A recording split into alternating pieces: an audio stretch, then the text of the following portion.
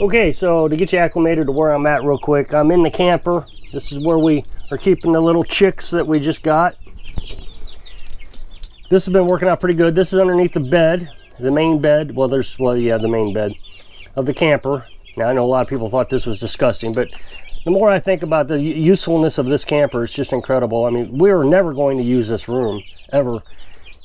And here we got the chicks in it.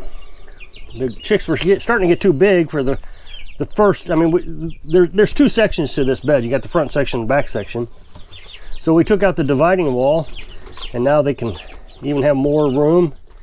We got about 3 more weeks before these guys will go outside. And then we'll start, I don't know, probably a total of 8 weeks old. We'll start butchering the roosters. We'll keep 2 roosters. If there's, well, depending on how many roosters is in here, we suspect there's going to be 5 roosters. So then we'll get rid of the 3 and keep 2. But of course, it looks like we're going to have to give this up. So I'll explain all that in a minute.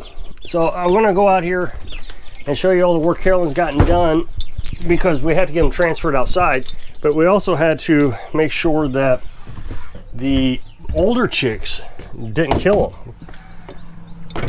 Even after these chicks are adults, these chickens will try to torture them pretty bad. It's a pretty gruesome process integrating new chicks in with old chicks, because there's that pecking order. It's not friendly. I hate doing it. I mean, it's just sad to watch. But eventually they get acclimated and everybody seems to be okay. So we're coming into the chicken area. Now, this is the old greenhouse. I was telling you about this the other day. So the greenhouse we're going to use as a chicken coop. Behind here is an IBC tank. Kind of come around, maybe you can see it, I don't know. Over right there is an IBC tank. So right behind the greenhouse here is a hole that goes into the IBC tank. Now we use that IBC tank to house chickens. Boy, as soon as they see an escape hatch, they try to take it, and they can't get out. The problem was, once the chickens got a little bigger, there wasn't enough room in that IBC tank. So the idea was to get a second IBC tank. But then Carolyn said, what can we do with this? So we said, hey, let's make a chicken coop out of it. So what I'll do, now Carolyn's set all this up so far. I'll put 2 sticks here, and the chickens can roost on this. They can roost on these. And, well, I guess I'd put, I don't know what I'll do. Maybe they'll roost on this. That's what they'll do. They'll roost up here on these top 2. Put 2 sticks across here. They'll roost on that. And then there'll be a hole going through the back where they can go inside the IBC tank. Also, they can pick and choose where they want to go to roost at night. This will give us plenty of room for 2 batches of chickens, because we've always said we wanted to have 3 batches of chickens. This will give us 2. And then, so we'll butcher these older ones in the fall. That leaves the new ones laying eggs all year long. That way we'll get eggs from these guys through the summer, eggs from these guys starting in the fall, the new guys. Butcher these guys in the fall, that way we won't have to feed them through the winter, because they're not going to be producing eggs anyways. And then next spring, we'll start a new batch. That puts a new batch of chickens in where these guys are going to be. Now, last time we introduced new chickens, we put a gate, a fence, across here. That keeps them separated in a chicken run. And you need 10 square feet per chicken. This is 300 square feet, so we could have 30 chickens, I think, if my math's right. So this is going to work out pretty good. But, of course, like I said, looks like we have to give up the chickens. And the reason is because there's a much more efficient way of doing it. I love how I guess they're trolls, I don't know. They appear to be trolls. Know more about off-grid living while they live in their city apartment, drinking their beer all night, trying to figure out how to be mean and rude. So the troll said, I watched videos. Rabbits are much more efficient than chickens. Well, then that means you've never raised chickens. or rabbits. That is just fundamentally not true. And when you Google it, it doesn't even say that rabbits are more efficient than chickens. What it says is rabbits has more protein, rabbits have less calories. Rabbits are a nightmare. I've had them the same time I had chickens. So the other day I was talking to you about SHTF. You know, all these preppers are wanting SHTF to happen so bad they can taste it. They're praying to the YouTube gods all the time. I said what I would do is start immediately incubating chickens, non-stop. It would never stop. And I would just constantly get into a cycle of chickens where I'm having, I don't know, probably one batch of chickens every day. Now, what that would mean is I would have to have multiple incubators. Now, this isn't realistic for living off grid, but this is what I wanted or needed to do. I could do it because you got to have the electric to run the incubator, but I got 60 watts, but I could at least start incubating chickens every 3 weeks because that's how long it takes to incubate with one incubator. So I started thinking about this today. So I'm going to start with the obvious. My lowest egg production chicken down there is the Brahma. And she is the biggest chicken we have. We have 3 of them, I think 3 or 4.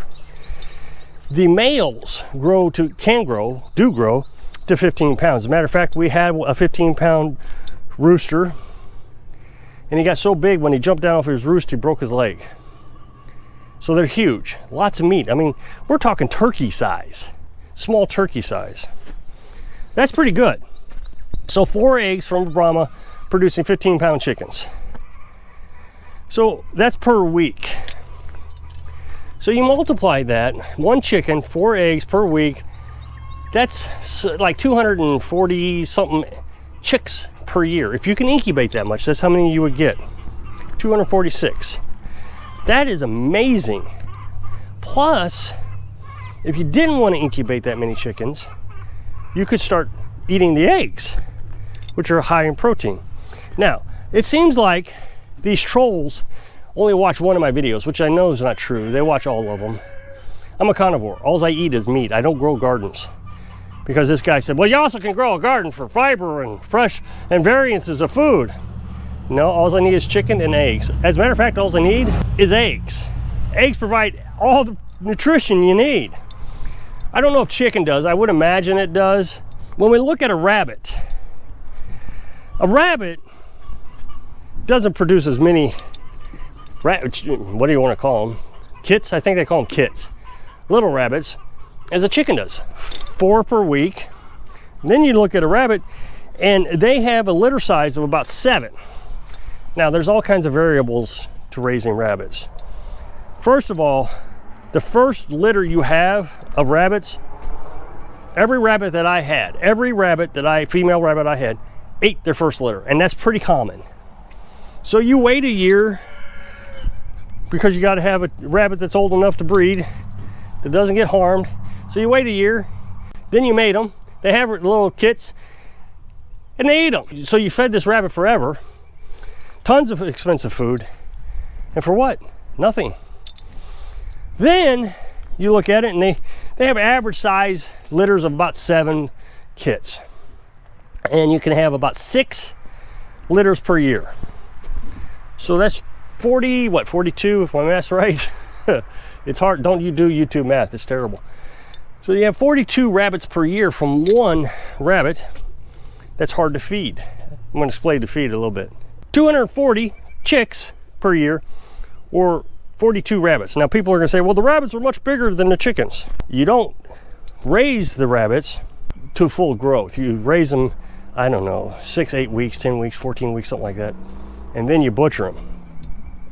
Otherwise, what they say is the food to weight ratio starts to get where it's more costly to feed them than the weight you're going to get out of them. So, especially in SHTF, you're not going to want to waste food. So, you're actually probably going to end up butchering the rabbit at a lesser weight than what the 15-pound chicken would weigh. Now, let's talk about feeding rabbits versus chickens in an SHTF. First of all, you got to have alfalfa and all kinds of fancy foods for rabbits, all kinds of vegetation, which is going to be difficult in the winter. really difficult to get that much food. You can feed them grass, but where are you going to get all the other stuff that you need? It's a science project raising a rabbit. It really is. And when you're buying the feed from the feed store, it's expensive.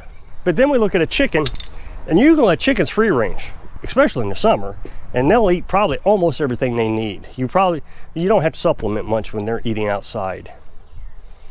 The nice thing about a chicken is they're carnivores also. They eat meat and grass. So all you got to do is, if you get a raccoon, you need to get rid of raccoon, even if it's rabid. Rabies die after you boil them. You can take the whole raccoon, throw it in a pot, hair and everything, boil it up, feed it to the chickens. They'll eat it. Cut it up a little bit after you get it cooked.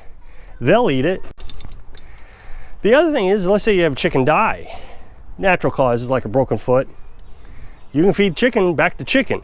I know, that's terrible. That's a sin. We're talking about SHTF and survival. And chickens will eat chicken.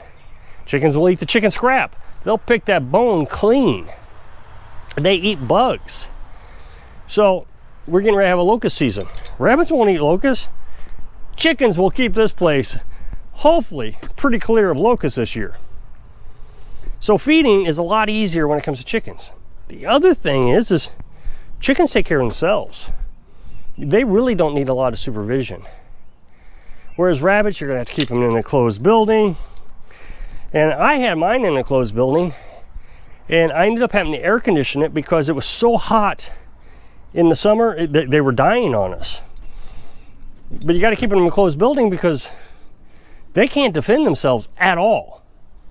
They're just goners if a raccoon gets in there. Whereas a chicken, the rooster may sacrifice himself, but that raccoon is not going to like that fight at all.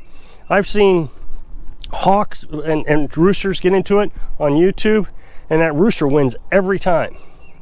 A rabbit is a goner if they get into it. So you got to keep it in a building. And then they say, well, what about the manure? Well, first of all, we're carnivores. I don't need the manure. I don't need the droppings. And if I did, chicken manure is okay. There's nothing wrong with chicken manure. It works. It's got to ferment a little longer, whereas with rabbits, you can put it right in. You know, you can scoop it up right from underneath the hutch and put it on your garden, whereas you need the chicken manure to rest for a while. But in the end, you can still use chicken manure. You can let chickens out. They can sense danger.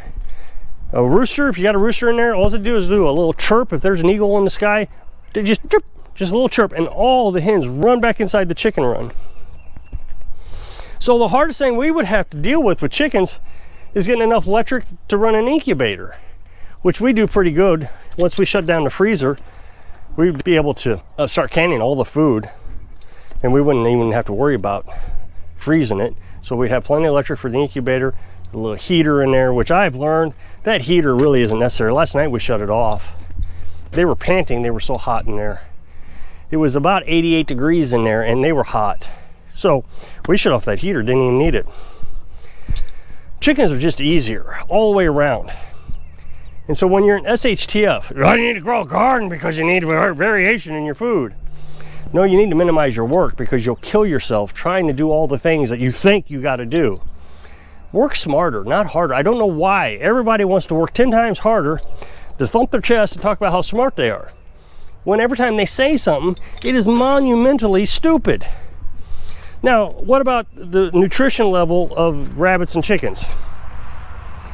Well, again, I'm a carnivore, so I don't believe all this hype about how meat is bad for you. I don't believe it. But what they say is rabbit has less calories than chicken. Well, first of all, when I skin a chicken, butcher a chicken, I take the skin off. So all you got is the meat. So I don't know if that counts for anything. So I don't eat the skin. Rabbit has such a minute amount of fat that if you eat too much of it, you could get protein poisoning. They say this in all the Survivor shows, Google, everything, protein poisoning. So if you're only eating meat and you're only eating rabbits, it's a good likelihood you're going to poison yourself. With chickens, they have lots of fat, and they have the eggs. The eggs is what makes the chicken so valuable, plus their ability to eat anything. They eat anything. So there's just no downside to chickens and a ton of downsides to rabbits. And don't let anybody fool you and tell you that rabbits are better at breeding. They're not. You're lucky to get them to survive, and it's way too costly in comparison to chickens. Chickens will take care of themselves. Rabbits don't. So if you click this up next box, it'll take you to a video where I was talking about that end of the world stuff. So if I can inspire you to think smarter, not harder, when you're living your dreams. Thanks for watching.